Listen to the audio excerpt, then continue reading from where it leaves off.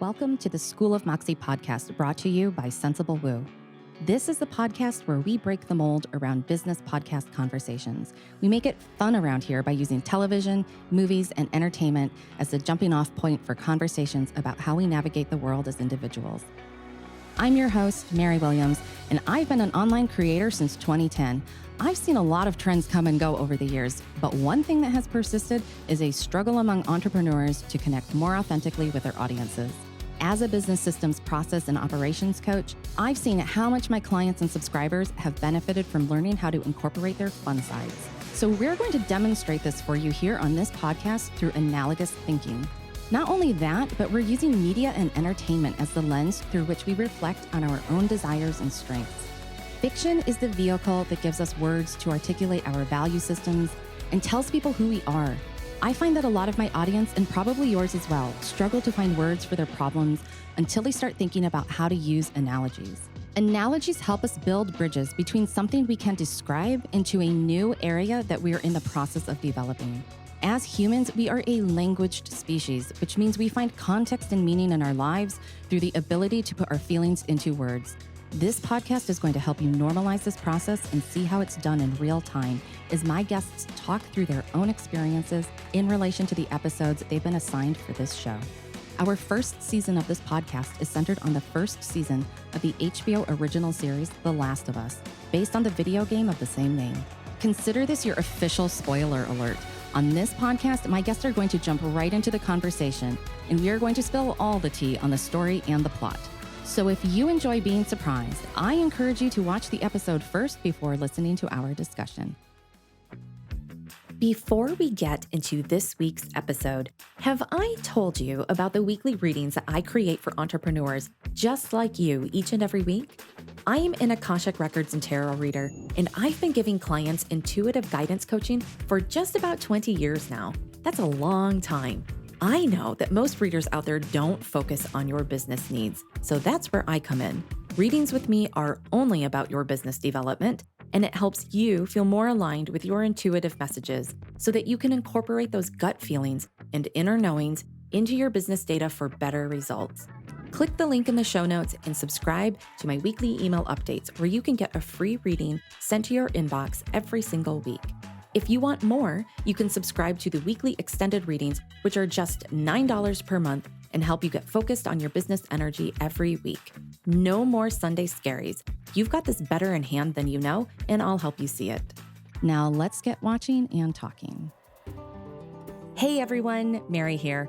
Hopefully by now you know my voice, but it still feels a little weird not to say hi every time I start a solo episode. I don't know why, it just does. Today, I'm doing some production notes on my choices for how this podcast came together. We are going to cover some high points from creative choices to logistics to technology. So if you're one of the people who has been messaging me since the season 1 premiere week, your episode has finally arrived. Finally. So let's start with creative. When it comes to the creative part of production, we actually need to rewind the clock back to the summer of 2020. The world was in quarantine, and I was sitting in my home office trying to juggle a messaging problem I had in my business. I needed to market my workshops to solopreneurs who were having lots of oh shit moments when the world finally went officially remote. So many of the coaches I had in my pipeline called themselves online entrepreneurs, but when the real push came to shove, they weren't able to take Zoom calls because it was clear they didn't actually work from a home office every day. They had poor data speeds, laptops with fucking awful cameras, and even worse backgrounds because they weren't prepared to work professionally online. And they clearly didn't know their way around Zoom, which was a staple for online business owners since well before the pandemic broke out. Their lack of usable headphones, it was the least of their worries. So you might be hearing this and it might sting. It might have been you. And during that time, I saw you. I really, really saw you. For years, I had been doing what we call educating my audience, but really it felt like endless convincing for contingencies that finally arrived in March of 2020. And then boom, just like that, I had a bunch of people embarrassed to say they needed help, but pride was also a luxury they could not afford. I was working on improving my messaging about workshops to help this sudden explosion in my audience, while also trying to cheer them up a bit because there were a lot of exhausted people on my list who were feeling pretty run down in all the ways. We're talking mentally, physically, and emotionally. To this day, I don't remember exactly how I came to it, but I was writing an email newsletter and wrote an analogy using High School Musical as the theme. My point was that my audience at that time specifically needed to remember what grade they were in. I had a lot of folks comparing themselves to much larger celebrity entrepreneurs who had teams of employees working for them, and my solopreneurs were feeling kind of desperate, like they had truly screwed up somewhere along the way. What I wanted them to see was that the coaches with teams of employees, it was kind of like being in graduate school. Whereas this audience, they needed to finish high school first. Enter stage right, baby Zac Efron and his cute little basketball musical numbers. I hesitated sending the newsletter, and my business coach at the time, she said, just friggin' do it. So I clicked send while I was on the call with her. Lo and behold, I got a response. Actually, I got a pretty great response. My open and click rates were higher than they'd ever been, and I had people hitting reply to comment on the email they had received. So I thought, well, how about if I do it again? So the next week, I wrote another analogy, and then I did it again and again and again. And I did this repeatedly for almost 3 years until I just couldn't write any more analogies. I was over it. The creative gas tank had been burned up. So I let my weekly newsletter evolve about a year ago into what it is today, which is built for highlighting a YouTube video so I can grow my content base and SEO on the world's second best search engine, and also to bring Tarot Akashic readings to my list each and every week. And I still do this just over a year later. My current newsletter format is built for media, especially video content, and to highlight sellable offers, whether it's my own or something I'm promoting for a JV partner. It's also built for clicks, which is a metric I care about way more these days than open rates, especially after Apple changed its privacy settings for consumers. I knew I needed another measurement of engagement separate from email open rates. But now my story is getting very operational, and we are here today to talk in this episode about production. So let me circle back to the production of this podcast. You've heard the backstory now. So, how does this possibly relate to the podcast, you ask? Well, I'm so glad you asked. Creatively speaking, we really can't afford for things like podcasts to be pure passion projects. Not that people don't do that, because I've met a lot this year who are living their best lives with their most favorite hobby, and I fucking love these people. If my entrepreneurial audience had half the passion that my hobby people have, I probably wouldn't be making this special episode right now. Testing ideas is like your power move in business, and especially for businesses that want to launch a podcast. Remember those 3 years I just told you about? The 3 years where I sent a newsletter almost weekly to my audience, and each week there was a movie or television show analogy in that newsletter. Well, that consistency is what gave me the proof of concept and the data that I could translate into this podcast and gain some traction without having to start at level zero. Also, the words almost 3 years is because I definitely missed a couple of weeks in there due to illness every now and then. And there was a month where I didn't send newsletters to take a break. But other than that, almost 3 years, y'all. That's a lot of words, and it's a lot of content. I think if you're going to pursue something creatively, you have to run yourself and your business through some basic tests. One of those tests is consistency, which can come in any variety of time based equations. I am definitely a weekly kind of gal. I like the immediacy of weekly content, and given the noise of the content world, I feel like weekly is the standard pacing and rhythm that our audiences are primed to accept.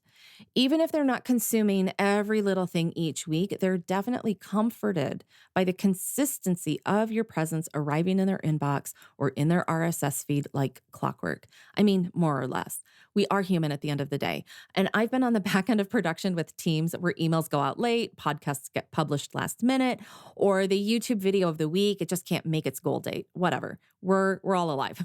But as you build a bank of consistency over time, or should I say consistency ish, it creates layers of confidence between you and your audience. And you simply don't get that confidence with them or with yourself as the creator if you cannot abide by your own creative scheduling. One of the other tests, which maybe should come first, is this question. Does your audience give not just one, but two shits about anything you have to say or do? This one is hard on the ego because sometimes, no matter how much we love something, if they don't love it back, we need to change what we're doing. I think this is when we fall down the slippery slope asking about how to become, in air quotes, authentic. But it's not authenticity that you are seeking. You're seeking popularity. Let's call a spade a spade. We've talked about celebrity status and popularity and marketing on this season of the podcast. If a show is boring, do you keep watching it? Probably not. So, if your business marketing plan is boring as fuck, why would you get mad at your followers for tuning you out? There is such a thing as charisma and energy in all forms of content, even the written variety. There's a reason we love certain authors. They have a voice that we love, and it translates to the page. You have to ask yourself if you've found your natural voice in your business yet, whether it's written or it's spoken. And if you haven't, the honest to goddess truth is that you have to log the hours in order to find it. You need to send more emails. You need to write more blog posts. You need to go live on Instagram more. You need to film more YouTube videos. You need to record yourself at the mic for more podcast episodes. There simply is no way around it. And you're going to bomb. You're going to fall flat on your face a whole lot of times, and it's going to feel really shitty sometimes. Truthfully, most of the time, you're the only one noticing until you have a massive following and brand where people really pay attention. No one is really noticing your fuck ups in the early stages of this content slog. And your super fans, they will love you through those shitty ass moments. And that is why they are called super fans. We love our super fans. They will be your diehards nearly forever. I still have people who follow and consume my content from my days as a sewing blogger. I have no idea if some of these people are small business owners, but I can tell you that they warm my heart because I am definitely not talking about crafting and sewing these days. As much as we all love Pedro Pascal, I am quite sure that The Last of Us is as far away from a maker blog as you can get. Do I feel like I bombed this season? Fucking hell yes. Also, insert the facepalm emoji, like a lot. In fact, let's talk about the word like and and oh my God. If I could go back and change my voice in so many ways on so many episodes this season, I would. But this is also part of the creative process and evolution of any body of content. My sound designer for this podcast is Chris Martin, and I was a guest on his podcast just recently. We're going to hop on the mic here for season 1 at the School of Moxie podcast before we're done here so that he and I can tell you stories from the production room, which I think you are really going to love. But on Chris's podcast, I said that I think we are each always our harshest critic, and I know that I am mine. For every person who told me this season a bit of unsolicited feedback or personal opinion on what they would have done differently, I always smile and nod and say, thanks for your opinion. From an energetic perspective, they're just trying to compensate for something that I cannot give to them, which is the double-edged sword of joy and pain from publishing creative content. I hold space for them to express themselves, but I never pick up their baggage. Those are bags that only they are meant to carry. But I will tell you that internally, my dialogue says, oh, please, anything you say, I've already told myself, and it's been way more critical than you'll ever be able to pass along in this moment in hopes of making yourself feel better for lack of getting in the ring yourself. Now, creatively, I can hang on to this and let it fester. If I do nothing with it, that is when it becomes baggage of the worst kind. So, creatively, my job is to create more. And as I create more, in this case, it will be season 2 of this podcast. I will take all of my inner critic's notes and I'll address them on a recorded mic. I'll probably say and a fuck ton less, but I'll never remove the sound of my humanity. If it's a battle of words that can travel from my brain to my lips on the hot microphone, and the choice is between a carefully crafted news anchor voice versus a slightly sloppy sentence peppered with a couple of likes and but makes my guest feel safe in that moment, or makes my listener feel seen and heard in that moment, I choose the likes and The newscaster voice can die an unceremonious death. Creativity is messy, and I like it that way. Our world demands more humanity and less of the overly polished personas. Just know that I am rooting you on for however you sound or look like or write like. If it feels like you, then you're doing it right. Okay, let's move on to logistics. This was both fun and painful at the same time. Because of my creative vision, and as we've determined, also the audience tested material, I knew it was worth it to level up my game. This was not a project for a beginner. I'm going to talk about the technical aspects of this in the next section, but before we get into things like renting professional studios, I want to talk about travel and meeting with my guests face to face across a physical table in the flesh. Before we get into the travel part as well, I think a logistic that doesn't get enough airtime, especially among business podcasters, is something that we tend to wrap up into strategy or marketing, but I see it as a logistic. And that thing is working with a variety of experience levels in your guest lineup. The range of experience level among guests turned out to be quite the logistic that I didn't expect or honestly fully plan for. I truly wanted to invite people I knew I had some kind of rapport with for season one. My podcast concept was not really the kind of thing that you offer to people you don't know very well. But I'll tell you that after season one, I have plenty of people asking me who is going to be on the season two guest lineup and what show should they start watching already. So I knew I was inviting in a wide range of everything from podcast virgins to hosts of their own shows. Compensating for guest experience turned out to be a really big logistic. I spent a lot of extra time and energy doing side coaching, which is a process where you end up doing informal coaching to people in everything from dealing with their nerves to preparing without over preparing. One of the best tips I have for managing guests and their very human internal growth moment is the bread and butter of my business, and that is systems. As a host, you create an incredible amount of spaciousness for yourself as well as your guests when you have consistent communications, disgustingly clear communications, and you don't make any assumptions. I mean, none, zero, zilch. If you're thinking in your head, I wonder if they'd know to go through that door, that thought means you need to add it to your communications. If you have to think the same thought more than once, then it needs to become a template or an automation or something that allows you to stop recreating the wheel again and again. There are a number of studies coming out these days about how we as humans need in-person interactions in a way that is sometimes taken for granted. I knew from my coaching experience and also from running community events for bigger coaching businesses that way too many people are not properly set up for a high-quality podcast recording from a remote location. Their internet data speeds aren't consistent, they have bad audio quality, and most importantly, even if they can see me on a screen, because I'm not there in person, the very human feeling of support and immediacy of that is totally lacking. A video screen just doesn't cut it.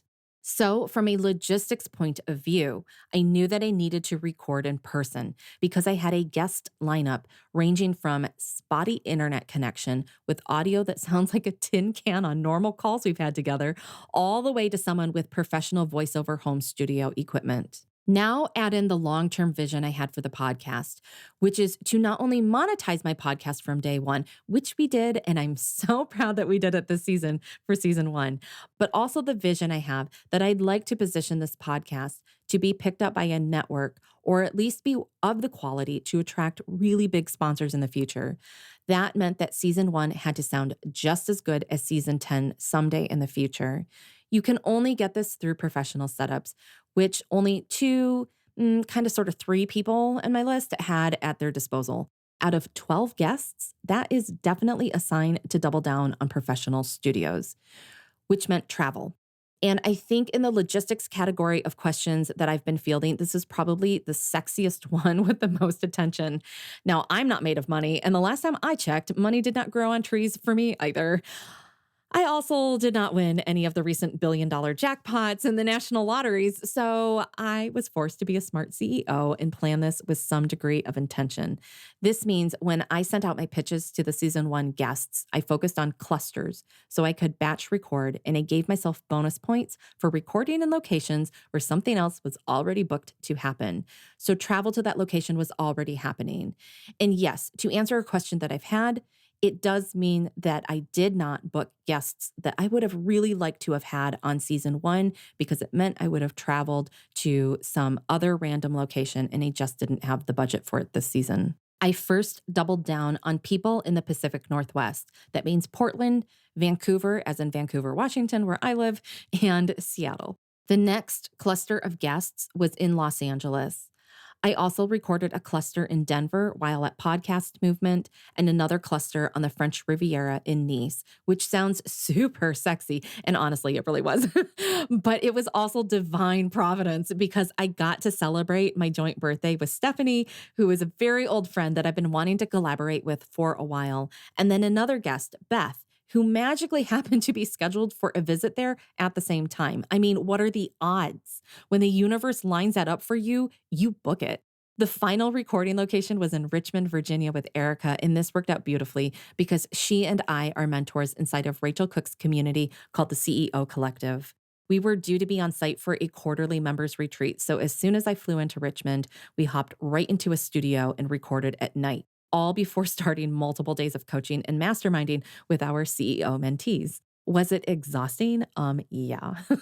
Would I do it again? Also, yes. But because money still doesn't grow on trees and I still haven't won a billion-dollar jackpot, it means that season two will be concentrated in two batches, one in Vancouver, Washington, and one in Los Angeles. When my season two guests are invited into the season, if they can't make the recording dates and locations, then they'll be sidelined for a future season. You might be computing some of this in your head at this point, and if you're on the same wavelength, then this next bit about logistics is going to confirm a few things. Rather than record episodes in a linear fashion, which is what I think most people would do, I approached this like I knew from my days in the entertainment industry, and I recorded episodes out of order. You know, most movies and television shows, they are all filmed out of order. They film according to their location or according to scenes with certain actor lineups so that they can batch the recordings as efficiently as possible. If you have people sitting around and waiting for weeks or months with nothing to do, it's a waste of time and resources. So they'll film it all out of order and then piece it together in the editing process. So this was a question I had on social. Does this feel kind of weird? Hell to the yes. But do I mind this? Absolutely not. I will definitely be doing it again, but this is where being the hostess with the mostess in her systems comes into play. It means that you have to script out your season. That doesn't mean that you and your guests are reading from a script, but it does mean that you can't just show up and shoot the shit. You have to think about your main themes and the through lines and how you'll draw those dots together between episodes. Your guest gets the script before recording, and as the host, you keep everyone on topic and on time. What all of this does is it changes your timeline. You end up with a pre-production period when you're preparing all of these logistics, including your scripts. Then you shift into the actual production, which is the recording sessions. And then you shift into post-production, which is the editing process. And in the case of podcasting, you handle your marketing. But one of the cool things about the logistics for the School of Moxie podcast is that because of the travel, I was able to document my activities for about 3 to 4 months. And even with my little niche audience and my small following, I had a lot of buzz building up, which grew my followers and subscribers, which helped with the premiere week. Another plug I have for being thoughtful about your logistics is that it enables you to prepare for a proper premiere week. We launched out the gate with 5 full episodes back to back from a Monday to a Friday, and that boosted our metrics so quickly that we landed well in the top 50% of podcasts in week 1 alone. But now we come to our third and final major pillar of this episode, and that's the technical side. It definitely overlaps with the logistics, and that's because part of the decision-making process involves the tech. You heard me talk about how I already knew the disparity among my guests with their home office technology. I didn't want one guest to have professional studio quality equipment and final results, whereas another would end up sounding like they were in a tin can during the recording. I knew that by booking professional studios, I would maintain more consistency in the finished product. Now, this did not go according to plan. And you'll get to hear Chris and me have some good giggles about this in our upcoming episode. Not all studios are created equal, and there will be inherent differences in studio sound no matter what. But on the whole, I can safely say that season one has the quality I would expect to hear from most major podcast studios, and it's been one of the top compliments I've received this season, especially from other podcasters, which means the world to me. Something that I found interesting in my own mental process is that even with my technical background and comfort producing media for my home office regularly, for some reason, the audio aspect of this podcast had my nerves in a jumble. I knew early on that I needed an editor, not because I'm not capable of editing my work, but because I needed someone who can do it better. So when we're talking about money not growing on trees, we have to make serious creative and fiscal decisions ahead of time. This is when systematic thinking as a CEO is going to save your ass. How much money do you have as a runway, and in what ways are you going to spend it?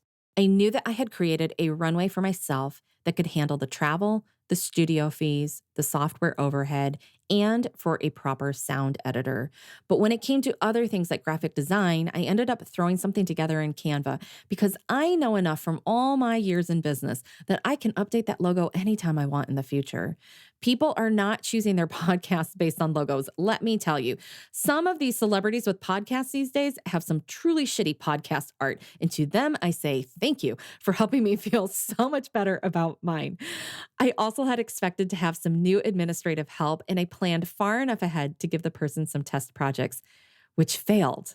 It was enough data to know that I needed to move forward without that person's help. And by this time, funds had already been reallocated, and I had created a system and standard operating procedures to pump out show notes and sound bites weekly. So for season one, I decided to just systematically pump out content because I know I'm capable, and I got it down to an efficient science. So much so that I'm able to hand off the process for season two in a way that leaves me feeling even more confident, and that's a really good thing. But sometimes you have to choose where your dollars are going to go. And in this case, it made more sense to have more dollars going to professional raw audio followed by professional sound editing. If I had siphoned off funds to admin support for this project on this season, it would have taken away some freedom in the production phase this season. I think the biggest thing that surprised me in the course of production was a vision and goal that I never saw coming. And honestly, I'm a little afraid to say it out loud on this mic because then it means I'll have actualized the pressure to make this thing happen.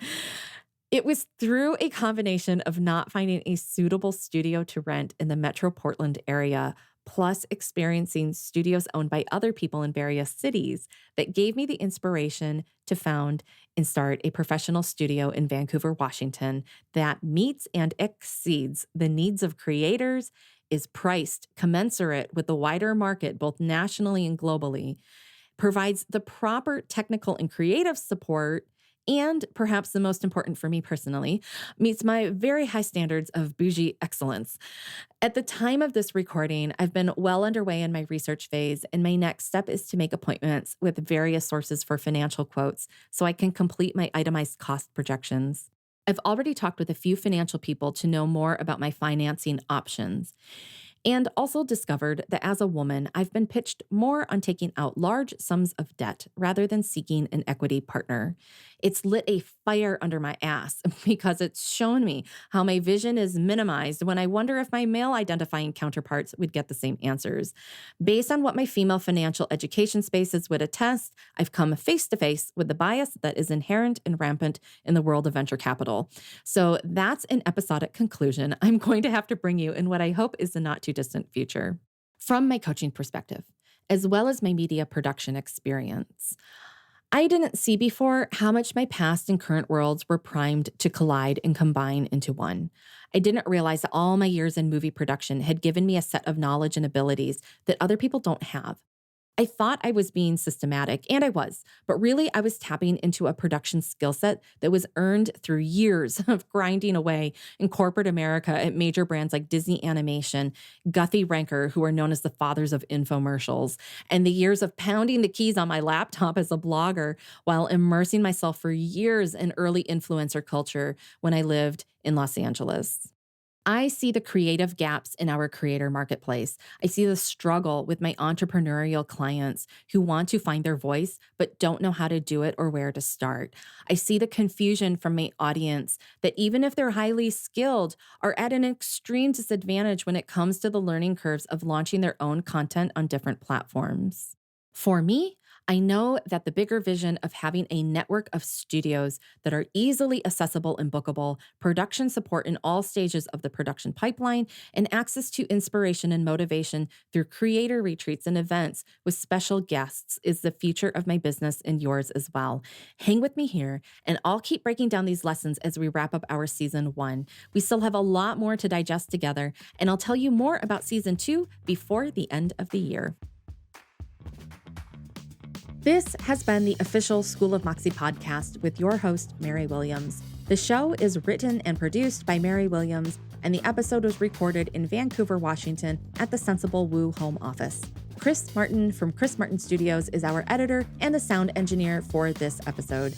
Additional production and marketing support is provided by the AK Collective, founded by Amber Kinney. I'm Mary Williams, your host and the founder of Sensible Woo. You can watch the HBO original series The Last of Us on Max.com. As a librarian, I will always encourage you to check out the companion book Bittersweet by Susan Cain at your local library.